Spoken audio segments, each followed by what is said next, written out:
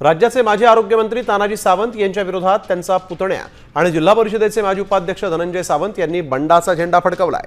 धनंजय सावंत यांनी परंडा तालुक्यातील जिल्हा परिषदेच्या 5 तर पंचायत समितीच्या 10 जागांवर उमेदवार निवडणुकीच्या रिंगणात उतरवलेले आहेत। यामुळे परंडा तालुका शिवसेनेला खिंडार पडलेला असून आमदार तानाजी सावंतांच्या साम्राज्याला मोठा धक्का बसल्याचं बोललं जात आहे।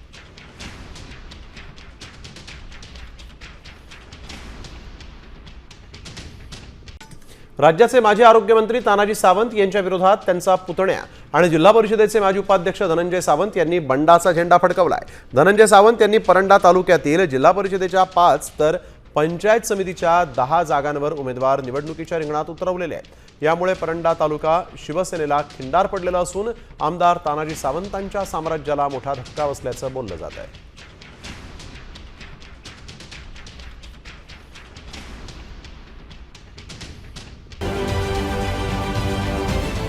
महाराष्ट्रातील सर्व बातम्यांचे विश्वासार्ह व्यासपीठ, सकाळच्या सर्व सोशल मीडिया प्लॅटफॉर्मला लाईक, फॉलो आणि सबस्क्राईब करा।